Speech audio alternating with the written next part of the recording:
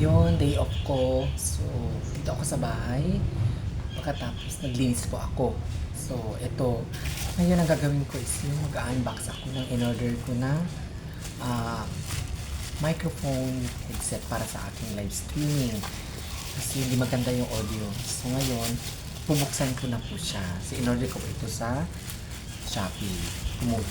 Pupromote natin yung Shopee. So, ang product na ito is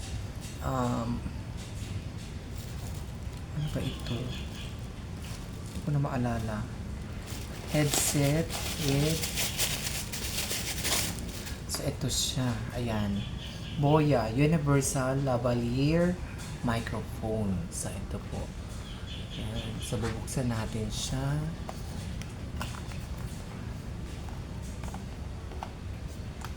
So camera, smartphone, condenser microphone, at saka ayan.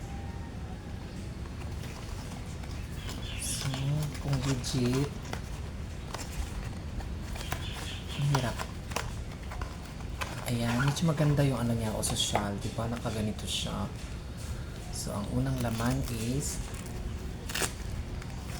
meron siyang, ayan. So, parang, connector. Ito siya. Boya. Tapos, saan ilalagay ito? So, ito po yung pinaka-microphone niya. I think so. So, tapos, meron siyang, ito. Parang ikakabit to sa damit. Para pag nagsalita po ako is, ayan. So, meron siyang ganito.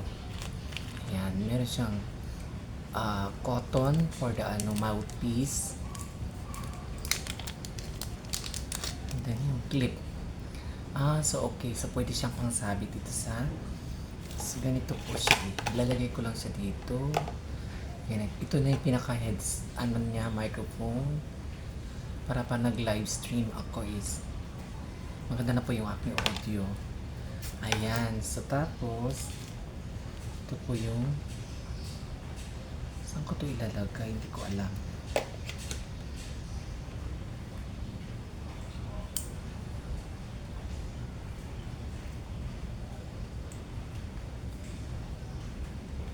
Wala. Hindi ko alam. Okay. So dito pala siya. Sorry. So ito po. Dito pala siya. Ayan. Ayan. Nakaganyan pala siya. Tapos talagay ko lang siya dito. Diba? Social. Tapos, pag nagsalita na po ako sa aking live streaming is ayan, kakabit ko lang ito sa cellphone ko yung ito.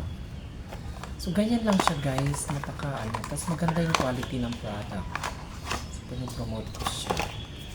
So, Boya. Ayan. Meron siyang warranty card kasama. Then, ito yung ano talaga siya. Di ba pag bumili ka ng mga item is meron siyang mga manuals, importante po dun para maano mo kung legit talaga yung item. So ayan, may QR code. So ayan guys, excited na akong gamitin ko yung aking mic, ano ba ito? Universal Lavalier microphone para sa aking live streaming.